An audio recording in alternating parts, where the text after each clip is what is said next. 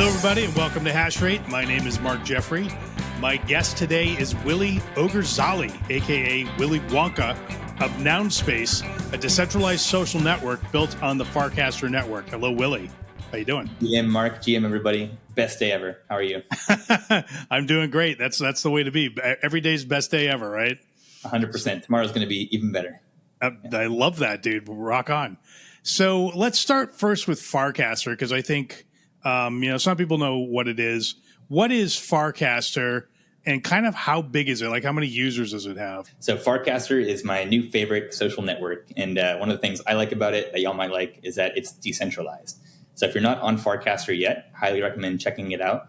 One of the cool things about Farcaster is that anyone can build on top of it. Unlike Twitter and Facebook have really closed the gates for what people can build on top of their social network. But on Farcaster, when you register an account, you actually do it with the on-chain transaction on the Optimism network. And that anyone can build a client or an application on top of Farcaster. So Warpcast is the leading Farcaster client right now. They have almost 100,000 daily active users, so still very small. Wow. Relative to these other social networks. But their chart looks like a hockey stick. So it's growing. It feels awesome. It feels a lot like Twitter, but you actually own your data.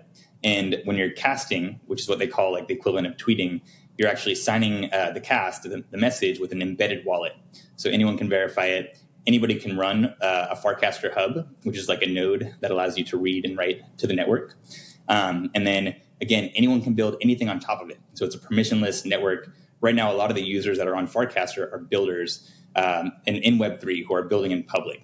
So it's a great culture and ecosystem. And it feels like every day something big is being launched. So it is on the Optimism chain? It's not on Base? I thought it was on Base. So Optimism is where you register your account, but definitely a lot of the stuff that's getting built on top of Farcaster is getting built on Base. So like Degen, for instance, has been one of the really hot drivers of Farcaster's growth, I would say. So the ability to earn tips if you cast good content from other users, plus the ability to get a tip allowance based on like your engagement on Farcaster. So Degen is a token on Base. A lot of the people that are building on Farcaster are building on Base. When Farcaster launched, I don't even think that Base was even live potentially when Farcaster launched. So maybe that's why the registration still happens on Optimism. So you said they have 100,000 daily active users. The growth looks like a hockey stick. What are the total number of users? Do we know that number? That must be in the millions, I would guess.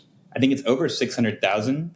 So and every one of these users pays that like $5 registration cost for that on-chain transaction, which covers the gas cost for registering your account, plus pays for storage for 1 year.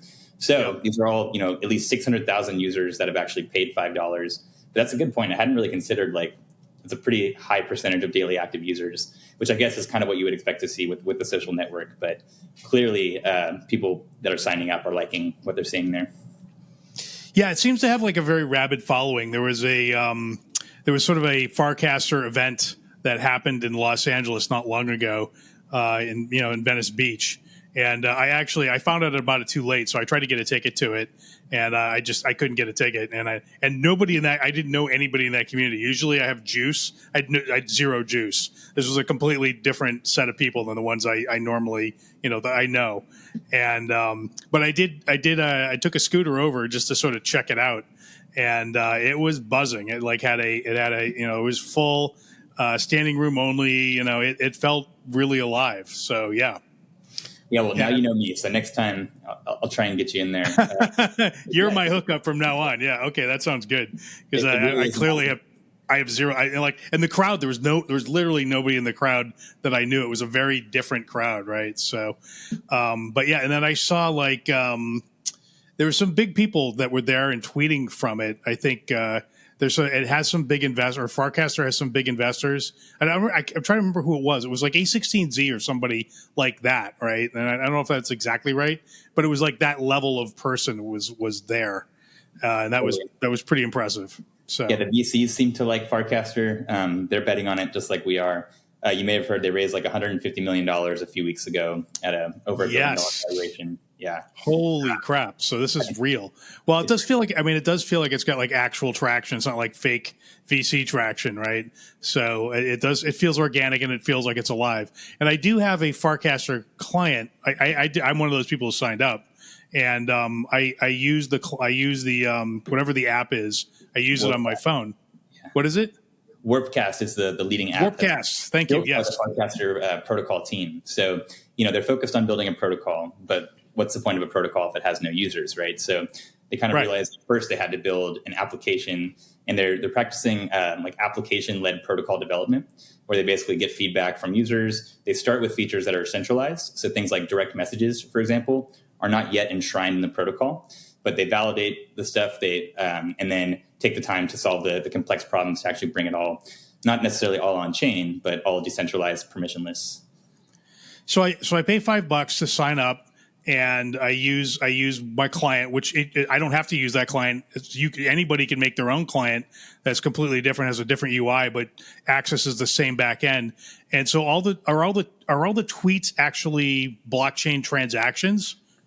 They're not blockchain transactions. So you're broadcasting it to the Farcaster hub, which is basically like its own network that doesn't necessarily have a blockchain, but has all this user-generated content. So, and all of the messages are signed by this embedded wallet that you get that gets linked to your Farcaster account when you register on chain. And you can also register like other wallets to be able to cast on your behalf. Okay. And so, I have the Warpcast, and I don't use it very often because I just keep forgetting about it, right? Because I'm old. I've been on Twitter forever, and I've got a big follower base there. So I'm like, why would I leave this? But every time I do open it up, I'm very surprised by, like, Balaji's in there posting a lot, and I think he's like cross posting from whatever he tweets out on there. But it is alive. Like it doesn't feel like there's a lot of things that I've seen. There's been a lot of people who have been trying to do this decentralized social network for a long time, and I've seen many, many attempts at it. And anytime you go in there, it's got a feeling of, a bunch of diehards that are just, they're praying really hard that this is what's going to take off, right? And this doesn't feel that way. This feels like it actually is truly alive. So something's different here for sure. So congratulations on that. So yeah, I agree. I was really reluctant to basically switch over from Twitter to Farcaster as well, because we spent all this time like building our social graph, our following, all this content on Twitter. It's like it's a big task and undertaking to go do that all over again. But I finally jumped over and checked Farcaster out, and at this point, it's my favorite network. I really personally feel just a lot more comfortable expressing myself there because the community is so welcoming, and I also just like scrolling the feed. It's just like more positive content that I like to see. Versus Twitter, it feels like it's kind of gone downhill over the past couple of years. And now my feed is full of content that I'm not really interested in, like violence and stuff like that, and pornography that I'm not really looking for. I'm not following these people, but somehow it shows up in my feed. Interesting. Okay, that has not been my experience, but I have heard that from other folks. So valid. So you can tip people in this network for their tweets. Right, as what I think I've seen, or I think what I heard you say, and that there's an in-world or in-network token called Degen, which is sort of the coin of the realm that everyone used, that everyone's trying to accumulate and tip each other in. Are there other coins? Let's talk about that a little bit first, and then are there other coins as well? Yeah, so Degen was one of these permissionless things built on top of Farcaster. So because anyone can read from the network, there's Degen, and there's other tokens that have basically launched and then read data from the network and use that as a way to allocate rewards, basically. So like as a way to distribute your token, you can now let the community kind of distribute it for you is the meta there. So Degen was the first one. There's been a number of these tokens that have come afterwards. And we actually fair launched our token for Nounspace, the space token, which is our governance token, just 5 days ago on June 14th. So ultimately up to the community, but I think it would make a lot of sense for Nounspace to use a space token to incentivize and attract those early users and distribute our token to our early users. And yeah, I think it's Degen. One of the reasons Degen, I think, has really taken off is that there is no native token for Farcaster.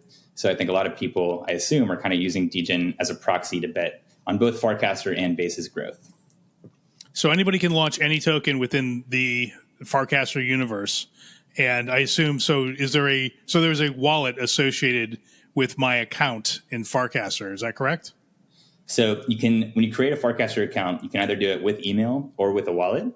And either way, when you do it, you get an embedded wallet. So this is one of the innovations that have I think helped Farcaster take off, is that it doesn't feel super burdensome. There's not a huge barrier for a new user to have to go create their own wallet and like write down their seed phrase. They can do it with this new smart embedded wallet tech that feels super seamless. And then you can back up your seed phrase if you want to, but you can either have it basically controlled by either an email address or like whatever OAuth provider the application offers to you, or with your own wallet. Are there any gas fees for transferring tokens within this universe? There must be something. So the tokens themselves can really be on any chain. A lot of these tokens are choosing to launch on Base, but in theory, like for example, Degen actually launched their own L3. So you can actually you could even deploy a token on Degen L3, and then basically all you need to do to tip it is just type in the amount and then $, and then the token that you want to tip. And then basically these tokens are running their own infrastructure to monitor all the data on the Farcaster network and then allocate the rewards based on that data. Very interesting. Yeah, because I know that some friends of mine have been trying to build basically a consumer-friendly wallet for Bitcoin. And they basically found they couldn't do it, even using Lightning. And so they backed off and said, all right, let's look at some of the layer 2s that are out there. And the problem with creating a seamless consumer experience is that there's the consumer, when they are born with a wallet, they have no gas token. And so now they have to so how do they get the gas token? They have to sign up for an exchange and buy it somewhere and then figure out how to get it in there. It's none of that stuff is consumer friendly. So they're born bricked.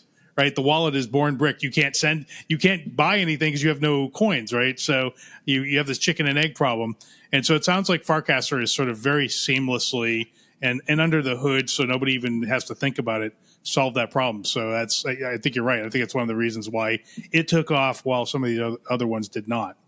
So let's talk a little bit about Nounspace now. So tell us what Nounspace is and what you're doing.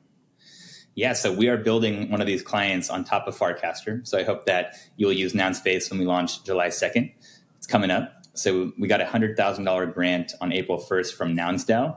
I can talk about NounsDAO for those of y'all that aren't familiar yet. It's my favorite DAO. And they had a competition for 3 projects to build Nounish Farcaster clients. And they funded those 3 projects with $100K each for a 3-month sprint. So we've got 12 days left in this 3-month sprint. And what Nounspace is a Nounish Farcaster client inspired by MySpace. So it's all about customizability. So you can customize the look, feel, and sound of your space, which is what we call a profile, or your home base, which is just a space that only you can see.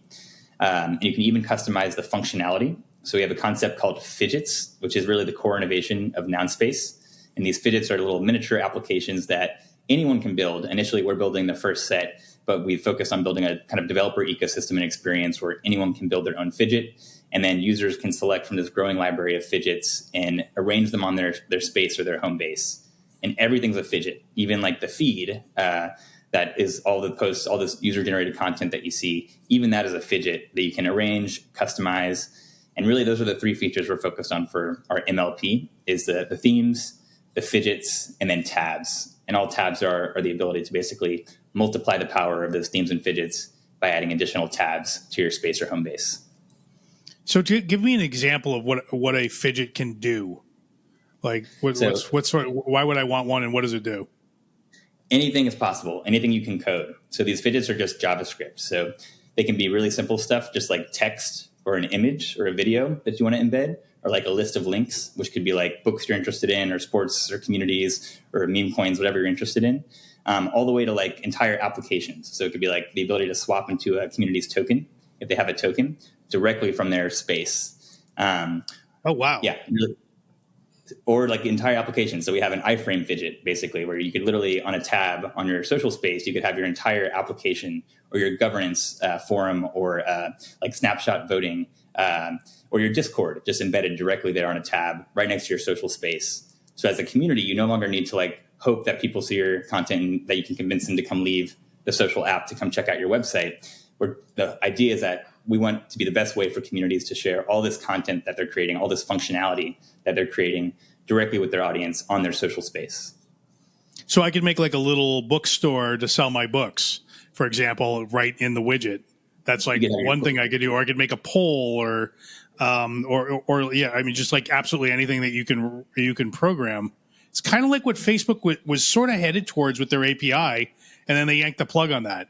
And there was some, Farmville was built. There were some pretty interesting things that were built, and they just sort of shied away from that. Looks like this is attacking that, so that's pretty interesting. And exactly. Isn't there something that Farcaster released, Frames, I think it's called, that's along sort of the same lines, but within the tweets themselves? Is that tell me about that and how that relates to your fidgets? So Frames are awesome. It's another one of the big Farcaster innovations that have helped drive their growth. And what Frames let you do is basically cast functionality directly into the feed. So for example, like the ability to like mint an NFT directly from within the feed. But basically the functionality is pretty limited. So it's built on this open graph standard that allows websites to basically deliver images to a user, and the user can respond with either buttons or text inputs. And then the website or the server can then respond with another image. And so it's just this back and forth with like images and then users pressing buttons or text. So it's really cool, but it's also very limited with what you can actually do. So what we like to say is like Frames are like fidgets on crack. Plus, we already have a frame fidget where you can now take these like thousands of frames that are getting built and new frames getting built every day, and you can put those into a fidget, you can configure it, and then you can embed those frames on your space or home base. So it's pretty awesome. We're able to kind of like stand on top of this existing growing library of functionality, which right now is just kind of like buried in Cast, or you like as a user, you can in Warpcast, you can bookmark it, and then you can like dig through your bookmarks to find the frames that you like to use frequently. But even just the ability to like pin those on your space or a home base, we think is going to be a very big level up. So it sounds to me like you're basically making a super profile for for users of Farcasters, and that profile is sort of MySpace-y. It sounds like, and I think you actually say MySpace was one of the inspirations. I've heard that for a while. So is that largely correct? Well, I for one miss MySpace, and I miss Tom, and I hope y'all do too. MySpace was my first social network back when I was like a 12-year-old, and I just thought it was so cool. And one of the things that I really loved about MySpace was the customizability. And on that note, a lot of my friends actually learned how to code through MySpace. So not only could you customize it with like the colors and the fonts, but you could even just customize it with CSS code. And while I couldn't code, I loved like copying my friend's code and pasting it and just tweaking a little bit. And there really hasn't been anything quite like that with the social experience integrated. So Facebook came afterwards and really stole MySpace's thunder. Ultimately, they won. MySpace today is very different than what it used to be. But one of the reasons I think Facebook did win was that those applications that you mentioned earlier. And when MySpace was at its peak, there was really only so much you could do on the internet. And even just being a social network, that was super innovative in and of itself. And so MySpace never really had the chance to implement these applications. Facebook did. They ultimately won. But they didn't bring that level of customization that MySpace offered. And the applications themselves were very siloed. It wasn't really like an application you could embed directly on your profile or on your home feed. So those are kind of the core innovations that NounsSpace is bringing to the table. Some of the customizability from MySpace, the applications, and the new stuff that's possible these days, especially in Web3, where we have all these awesome interoperable, composable contracts. So like, for example, if we build like a governance contract or a governance fidget for nouns, any of these nouns forks that have the same governance contract can just plug in their contract and boom, now they have their own governance fidget.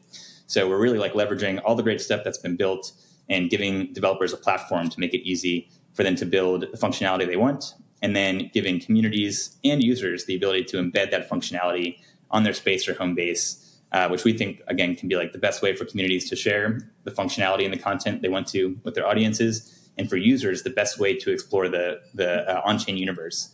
And you mentioned this earlier. I don't know if it was recorded, if it was before we started talking, but about how, in Web3, there's so many different areas of interest, right? There's NFTs, there's DeFi, there's Bitcoin, there's DAOs, there's meme coins, and like people, one Web3 user's experience might look very different from another Web3 user's experience. And then there's crazy people like me that try to like dabble in all these different things. And so we really think that the best way to create like the ultimate social network is this customizability.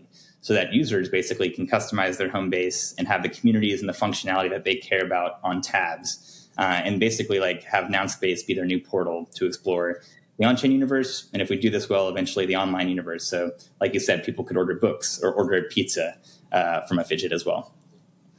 Yeah, that is super cool. I remember MySpace pretty fondly as well. And it was, I mean, I liked it and I didn't like it at the same time. I love the customizability of it. Like the everyone's page was totally different. There was a lot of animation. So sort of, the phrase MySpace sloppy, kind of came up a lot. And that was true. And there was like a lot of bad CSS where it like did weird things to your browser sometimes. And I think Facebook was wise to sort of constrain that so that every profile looked more or less the same. So you knew where to look, right? And so it was definitely less visually noisy, but it lost some life. And I think sort of suctioning the life out of it also was a mistake. They should have allowed for some customization and some sort of middle ground there. I was, sort of around the same time period as MySpace, a little bit before.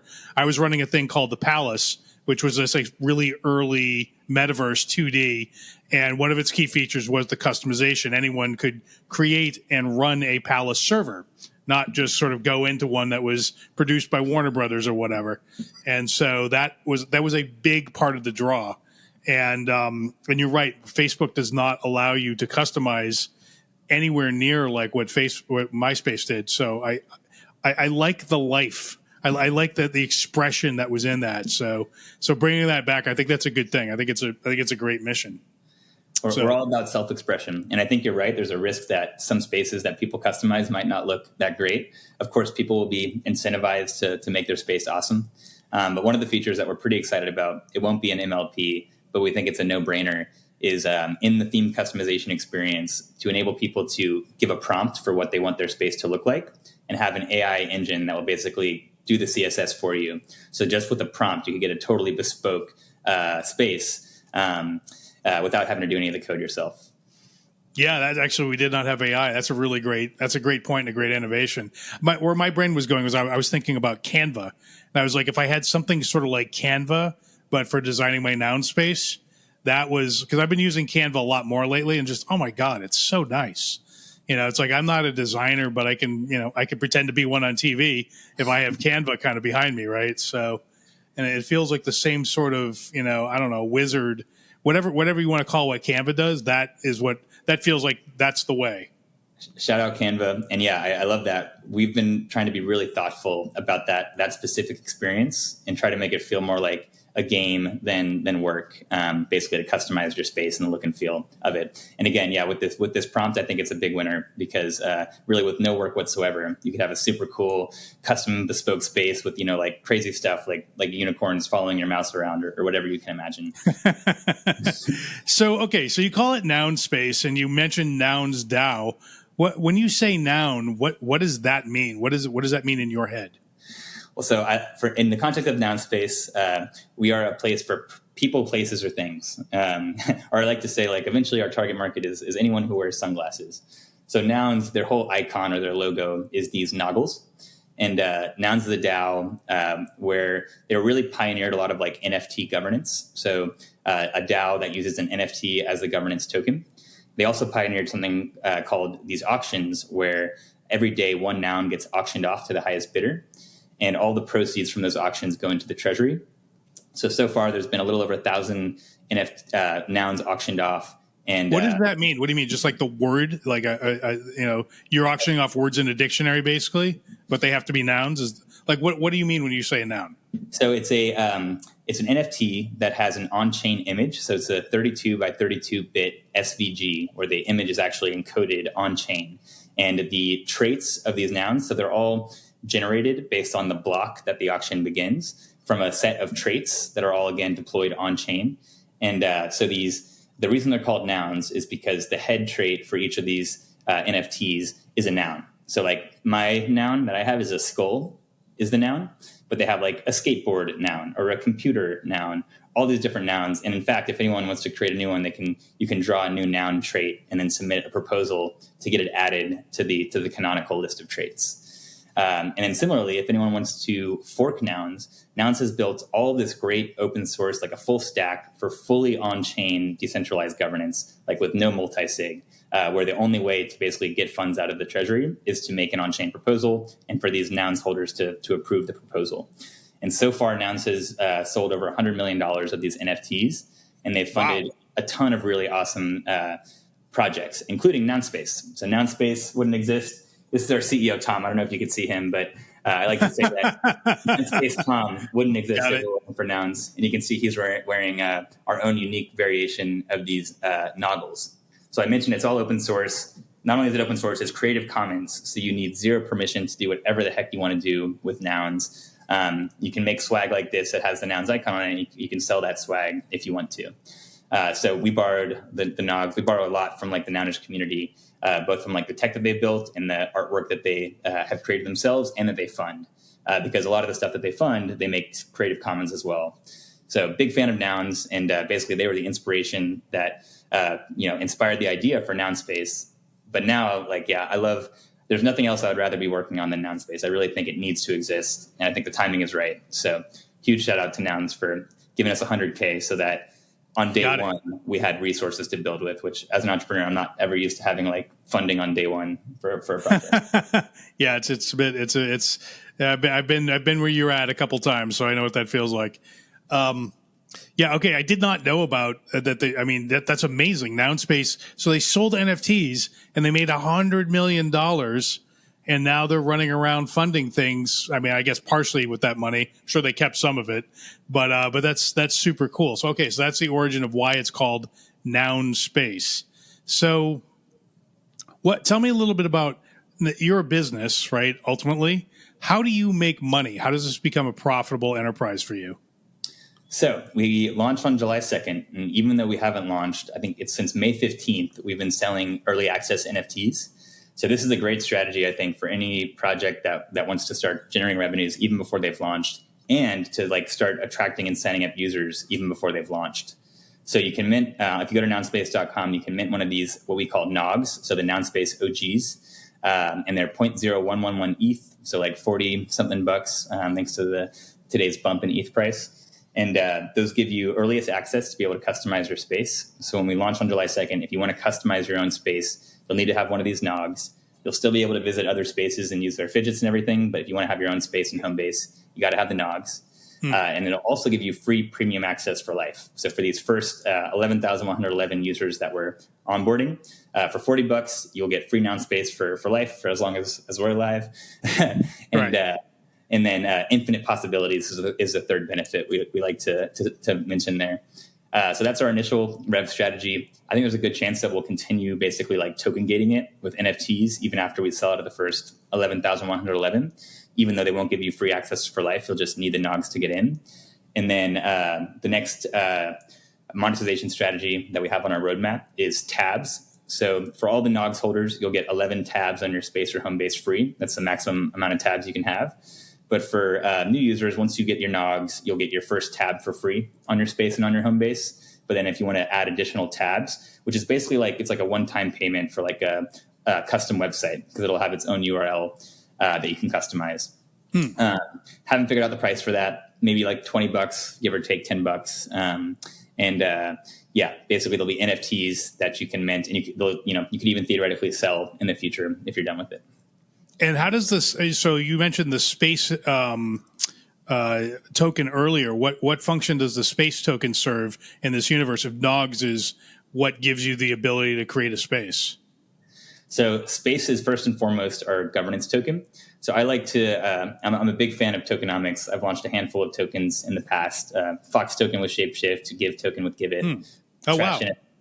Trash NFTs, a ERC 404 meme coin just a few months ago. So I always like to say that governance is the core utility when you have a DAO. And people always say like, oh, what other utility could we add? Like, what could we give our users in our app if they hold the token?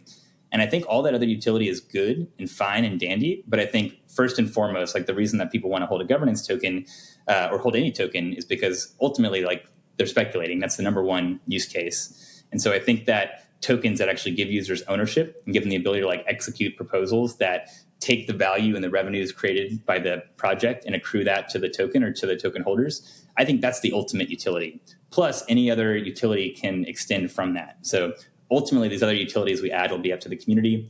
But we talked about space tipping earlier. I think that would make a lot of sense. And I think that one utility that would make sense there is not only giving people our users a higher space tipping allowance based on just their social engagement score, which is how Degen and these other tip tokens calculate your allowance, but also requiring users to basically stake space and giving them using the amount of space that they have staked as calculation in the amount of tip allowance they get.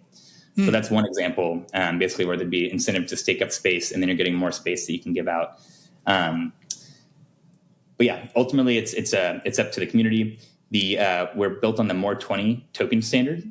So if you're familiar with Morpheus, they created this new fair launch mechanism. Yeah, I think you did a podcast with them recently. I did as well too. Yeah, nice. They're awesome.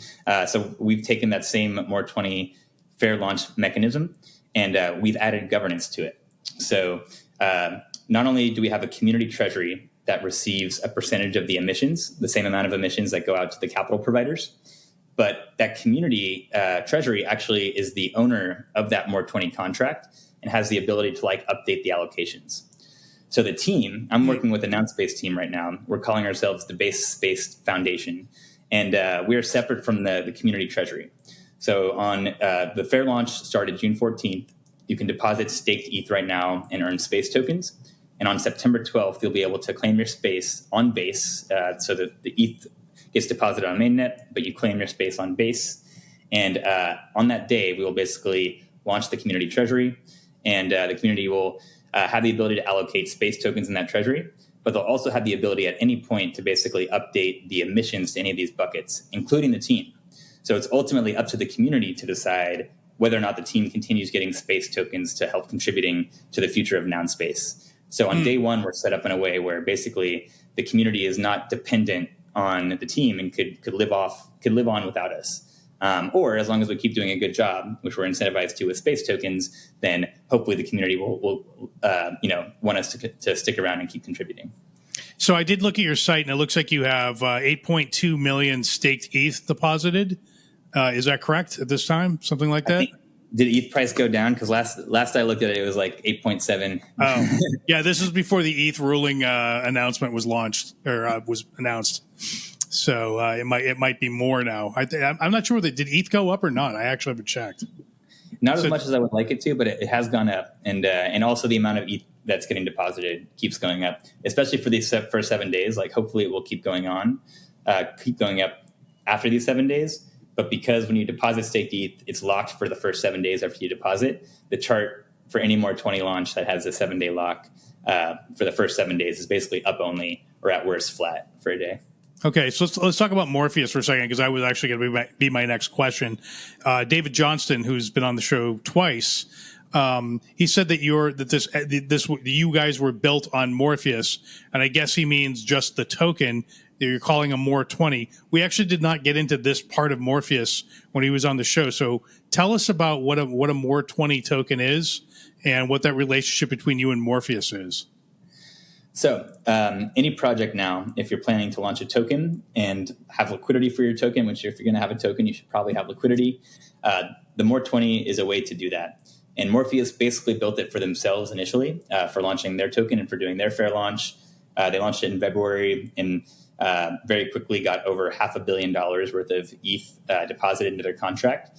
And they then took this contract that they had built and they created a factory contract where now any project can deploy their own More20 through the Morpheus factory. And it's pretty cool. So out of all the options for people out there to launch a token, I think obviously we thought this was the best, or at least the best fit for Nounspace. I'm a big fan of these fair launches. I think if you're building something decentralized and important like Morpheus or like Nounspace, the future of social, I think fair launches and community-owned projects are the way to go. And so, yeah, it was pretty awesome to be able to just deploy. And then instead of spending a bunch of time pitching VCs, we've just been building in public, basically, and then opened up on June 14th to everybody, including VCs. Any VCs that reach out would just say, hey, fair launch is live. feel free to deposit some staked ETH. So the team can focus on building, which has been pretty awesome. Get in line, peasants. You thought you were fancy and special, but as you know, on Sand Hill Road, but actually you're just another depositor of staked ETH. Wow. Yeah, this is why VCs hate this shit, because it's like they don't get the first access anymore. They're in steerage with the rest of us, and it just drives them nuts. So yeah, it's pretty interesting. Okay, so it makes them want it more. And also, like, I was also worried that, to your point, VCs might be upset that they don't get that early access. But what we found is that the VCs actually do like it, because a lot of them have like ETH idly sitting there while they're waiting to find projects to deploy capital to. They don't just keep it all in dollars. And so it's a great way for them to basically, while they look for other projects, they can still keep their exposure to ETH while also basically earning tokens for these early stage projects. So yeah, I absolutely think it's great. So I congratulations. I think you're right. I think this is the right way to do it. So I'm happy to see this flourishing.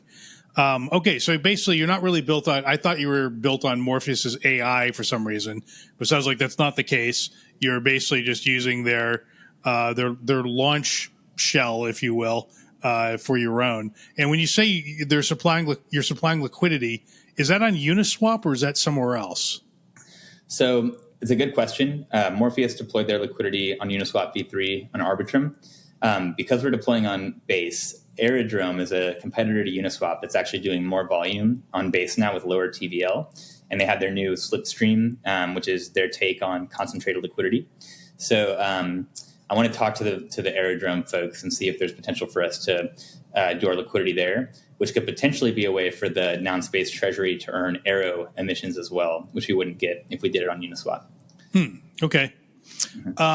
The other question I had, so you're basically providing somewhere for people to create these super profiles, which basically boils down to serving web pages, if you will. That's bandwidth, that's storage. How are you paying for this? Is it on AWS or are you using some decentralized file system? Yes. So initially, there are some aspects that are centralized. So very similar to Farcaster. Anytime you're like reading or writing from the Farcaster network, that's not our database. You're talking directly to the Farcaster nodes. But for these additional features that aren't enshrined in the Farcaster protocol yet, such as customizing the theme or adding fidgets to your space, that will happen in a centralized way initially, where we're storing that data and serving it. But we have architecture to make this decentralized and to use both IPFS for storing like the fidget data, as well as the user's theme data and their fidget preferences. As well as, I should mention this, we launched on Morpheus's More20, but we are doing some other very cool stuff with Morpheus. So Morpheus, one of their visions is to build smart agents and a network of these smart agents that anyone can use without having to use like centralized AI compute providers. And so they had a standard, a spec called MRC21, non-fungible agents. And when I was talking to David Johnston about Nounspace and he heard about fidgets, he's like, these sound a lot like the agents, and you should check out this spec because we might be able to work together on this. So what it turns out that agents and fidgets basically have very similar data structures required. So and what Morpheus wanted to do was create an adaptation of the NFT standard ERC 721 that had the metadata for these agents on chain, so that anybody could basically deploy an agent, and then anyone could consume it without relying on Morpheus. And similarly, any application could basically render those agents for their users. So Nounspace was like, well, we need this for ourselves too. How about we help with the spec and build these contracts? Then we can earn some more tokens. Then we'll have these contracts that we need anyways. And agents and fidgets can now be interoperable. So I think one of the questions people have when they hear about these smart agents is like, well, where do users actually access these agents? Where do they find them? Right. Where are they? Where are these agents, right? Does every agent get its own website that I now have to go remember and find and bookmark?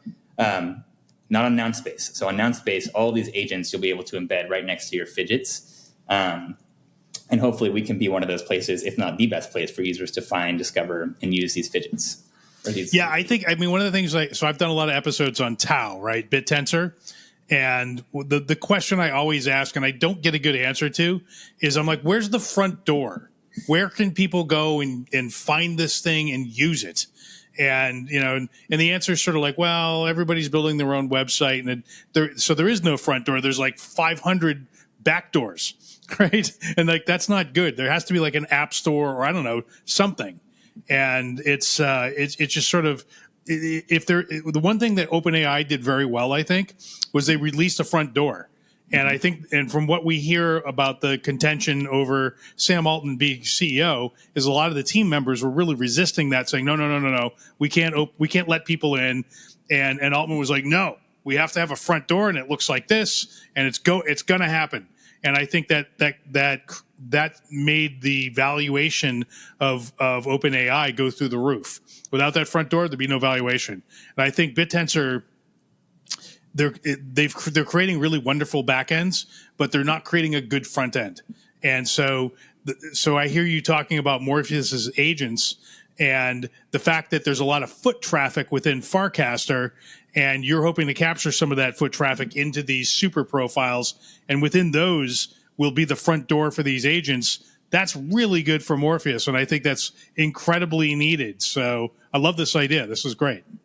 Thank you. And I love that you get it. And I love that analogy. And I think, every agent should have its own space. And similarly, like users should be able to take these agents and embed them not only on their space, but on their home base. So like an example, basically, I love using AI to generate images. But I always have to go to some other tool to then like generate the image and then go cast it on social media. But imagine being able to do that right next to your ability to cast, being able to generate the image right then and there. Or similarly, all of these great smart agent tools. So being able to basically like allocate your portfolio on a day-to-day basis based on like the hottest, latest trends from social. I think there's a lot of overlap. And I think we're very excited to be building like not only at the intersection of crypto and social, but at AI because we're big fans of AI over at Nounspace. We see the potential.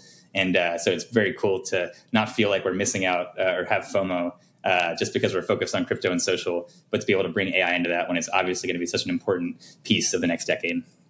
Yeah, it's super cool. So the other question I have is when I think of your Nounspace super profiles, and I look at Warpcast, and and that's basically my front door to the Farcaster universe.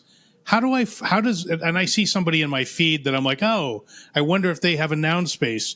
How do I get to your spaces from those profiles that I'm seeing in my feed? It's a great question. So if you're just on Warpcast, then there might not be any signal immediately that you should come check this profile out on Nounspace.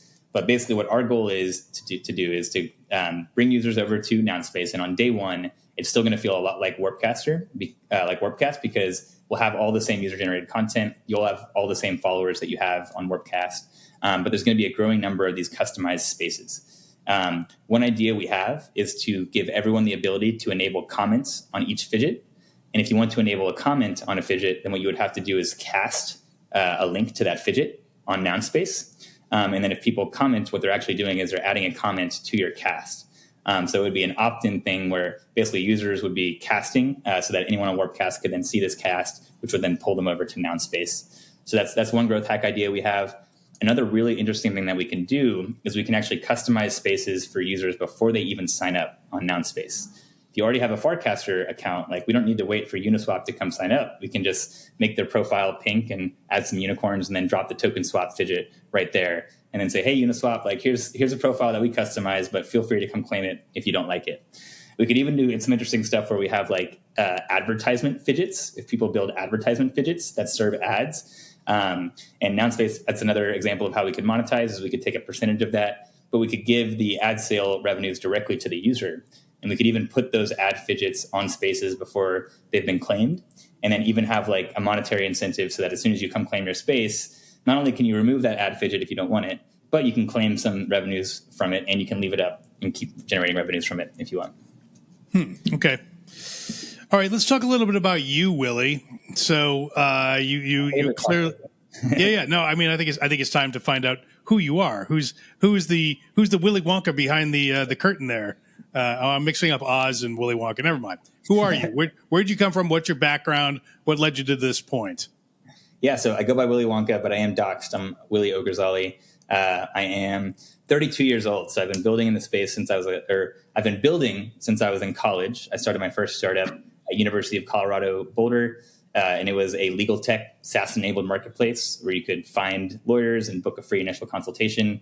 And we had like Calendly for lawyers where they could embed their calendar on their website in place of contact forms. So I did that from college. I dropped out and I did that for 5 years, and I sold that at the end of 2017. Throughout 2017, I had become very obsessed with crypto. So that same month that we sold Just Legal, I started a company called Bitfract with some friends. And Bitfract was built on top of Shapeshift. So it was the first way where you could trade Bitcoin for multiple cryptos in a single transaction. And it used Shapeshift's API, and Shapeshift really liked it. And basically 6 months after launching it, actually 6 years and 4 days ago, June 15, 2018, Shapeshift acquired Bitfract and brought the whole team on board. So I'm still I've been with Shapeshift ever since. So I got to help out a lot with when Shapeshift launched the DAO. And after Shapeshift launched the DAO, I helped establish the Fox Foundation, where I've been head of decentralization since then. I'm down to 5 hours per week in January because our whole mission at the Fox Foundation was to basically steward all the legacy centralized artifacts from Shapeshift while supporting the community and building decentralized alternatives. So we've accomplished quite a bit of that mission. The community has built a new open source app architected for decentralization. We migrated all the users from the legacy stuff over to the new stuff and burned down all that legacy infrastructure and data. So really at this point, the foundation's down to like the bare minimum of like we manage the bank account, we manage the app store accounts because you have to have an entity for that. But other than that, the community is pretty much doing everything. So that's some background on me. I've also been very involved with Giveth and helped launch the new version of Giveth. I'm involved with ATX DAO and NounsDAO. I love DAOs. I love DeFi and tokenomics and just this Web3 space. I also love social. I also love AI. So feeling pretty grateful to be able to do something that touches all of these. Yeah. We think alike, you and me. I'm on the same wavelength with all that stuff. So congratulations. I like it. So one other question about Farcaster. I just want to go back to that for one moment. So if, one of the reasons why, there are multiple sides to this question, but one of the reasons why ostensibly Elon bought Twitter was because of some of the things that came out in the Twitter files where the government was directing what should be censored and what should not be censored, right? And so if the government wanted to censor Farcaster in a similar manner, is there a throat to choke? Is there somebody they can go make censor, or is that just not doable? It's a great question. So on the protocol level, similar to Bitcoin or Ethereum, the government could not censor any data on the protocol level because anyone can run these nodes, and these nodes on a best effort basis broadcast all of the transactions. So unless like they were able to get a significant share of these node providers to basically then do the censorship, which I think is very unlikely, then the government would not be able to stop any content or censor any content on the protocol level. But similar to a lot of these protocols, they could in theory go after the interfaces. So ultimately, it's up to the interfaces to decide what they display to the users. Or in theory, I guess what you let a user cast from your interface, you could also censor in theory. So yes, that's possible. And I guess one of the reasons why we're from day one designing Nounspace to be fully, or at least sufficiently decentralized and unstoppable. Yeah, no, there are two sides to this question. I mean, it's to be fair, there is very nasty speech sometimes on Twitter, and sometimes there's porn, right? So how does Farcaster keep from being filled with that kind of thing, and how does Nounspace keep from being filled with that kind of thing? It's a great question. So Warpcast, they're constantly trying to come up with algorithms to basically optimize the feed for users, especially since like after the degen tip hype, a lot of bots came and created Farcaster accounts and put out like garbage farming content, not quality content. So that's been like a main focus for them, less on like offensive content and more on just like how do we make it a quality, great experience so you see the content that users want to see. Similarly, lots of other projects in the space have built their own algorithms. So because anyone can build a client, and not everyone has the ability to like build their own algorithm that can compete with Warpcast, a couple of these providers that are kind of like the alchemy Farcaster. So Nanar is one, Airstack is another. They is it OpenRank? I think is another one. They've all built their own algorithms that you can use as a client to basically then filter and sort the data that comes in from the protocol. So at Nounspace, our whole strategy is customizability. So basically, put that in the user's control. We'll do our best to recommend like the default algorithm for each feed, but in theory, users could use whatever algorithm they wanted to. And that's part of the architecture for fidgets, is that there's a data provider, there's this algorithm layer, and then there's the display, the front end. So that's kind of the components of each fidget, and can show you how like anyone in theory could switch out that algorithm.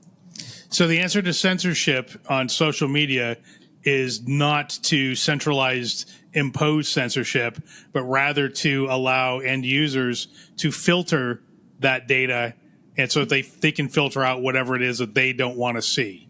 Is that more or less correct? Exactly, and enable any developer to create their own algorithm, and ideally get rewarded if they create an algorithm that a lot of users like to use. Yeah. Okay. All right. Let's do a fun question now. So I just gave you the hard question, so let's do a fun one. So last night it was announced that the answer to the age-old question asked since the time of Plato, is Ethereum a security? The answer to that is apparently no. The SEC formally notified Consensus that it was backing down from investigating whether ETH was a security after announcing the ETH ETF approval. So what does this mean? Does this mean all proof-of-stake coins are also not securities? Does this mean the SEC is going to pull back? What's your gut say on that? What is your sort of prediction for what happens next? Yeah, well, I love to see Gary lose, so that was pretty exciting. And that's karma. It's a great question when we look at other proof of stake networks. I would like to see more of these proof of stake networks have the same result. I think each one they'll probably look at uniquely. I think the SEC will probably try to find reasons why these other assets are different. I know part of like the argument for the ETH ETF was that it had already been for ETH not being a security, was that it was already traded on the futures exchanges, so it was already being treated as a commodity. Now the SEC is basically allowing an ETF for it. So I think Ethereum does have some unique aspects to it that made it more easy I would say harder for the SEC to reject it and to say it's a security. Plus, they had this active lawsuit basically, and ultimately, like the SEC can talk a big game. Gary can talk a big game and try and be scary, but like ultimately, it's the courts and it's Congress that has the final say. And ultimately, like the courts keep ruling in crypto's favor because it's like constitutional. They're going, Gary's going against freedom. And I do think that there's a lot of really unique aspects to all of these tokens, all of these transparent public ledgers that the stock market and that securities don't have. I think it is something that's very, very new, and that I don't know if it's commodities or securities. We might need something brand new. But I am a big believer that like crypto and transparent public ledgers can have the ability to do a better job of like protecting investors than the SEC does.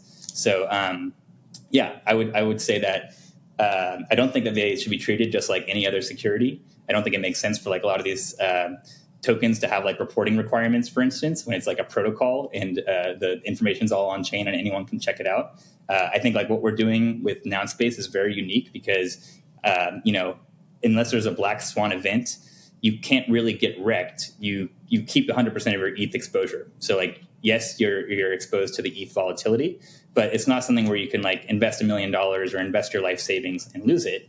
These are people who already have ETH. They're depositing their ETH. They're maintaining 100% of their ETH exposure, and they're earning a new token. Plus, we're not selling space. Like all of the yield goes into a liquidity pool that benefits all the space holders proportionally. So it's something brand new that I think like trying to like squeeze it into the security box just does not make sense. So yeah, win space ETF. It's a good question. Yeah. Yeah. So do you think, I think the two areas the SEC, well, they've zeroed in on a lot of things and most of them very stupid. But one of the areas that they brought up consistently was they don't like things where you can stake and make. So if you stake money and you make yield, they're like that's a security, which would tend to suggest that ETH staking, like staked ETH, is the staking aspect of it is securitization. Feels like they're no longer going to investigate that. But if that form of staking to get yield is not a security, Does that mean all other versions of staking to get yield is not a security? And what does that mean for other proof of stake systems where you're staking to be a validator, like Phantom, for example? You stake Phantom to make Phantom as a validator. Well, now Sonic, now that they've got the new release coming out, you're staking Sonic or S tokens to make more S tokens. What do you think about the staking aspect of it? Does this open the door for yield in a way that it looked like it was closing? It's a great question, and I'm not a securities lawyer or any kind of lawyer, but I like to think about this stuff for sure. We kind of have Just your gut on it. Yeah. So imagine if you were like a centralized provider or project that allowed people to like deposit funds, and then they could withdraw their funds with your permission, and then you paid them some sort of yield. That would look like a security, I think. So I think decentralization is like a key aspect of it. I think if you are a sufficiently decentralized project that nobody can stop, anybody can access, it's not necessarily dependent on a common enterprise, as the lawyers would say. I think the further you are on the decentralization spectrum, the less it looks like a security. But that's where do we draw that line? I don't know. It's a great question. But yeah, is it a network that is unstoppable and that anyone can access? That's a question that I think we should be able to answer. And if you are on that side, I think you have a great chance of not being deemed a security. If you're on the other side, you are stoppable. There are gates where only certain people can access that you as a centralized team decide. Then I think it starts to look more like a security. Okay. All right, Willy, we're up on the hour mark here. So before we go, where can people find you online and what do you want to plug? Yeah, nounspace.com or noun.space if you want to use fewer characters. And then definitely check us out on Farcaster. I'm Willy Wonka.eth over there. I'm also on Twitter, but I'm spending a lot more time on Farcaster and soon Nounspace. And definitely, if you're not following Nounspace Tom, highly recommend following Nounspace Tom. I will follow Nounspace Tom. He's hilarious. He's handsome. He posts a lot of great alpha. And mint some NOGs, participate in the fair launch, and come join us in the Discord. We're building in public and we're having a lot of fun. Hope to see y'all on July 2nd, and I can't wait to see your space. Outstanding. Well, thank you, Willy. You've been a great guest. Thank you for taking the time to inform us all about Nounspace. My name is Mark Jeffrey. This has been Hash Rate. We'll see you all next time.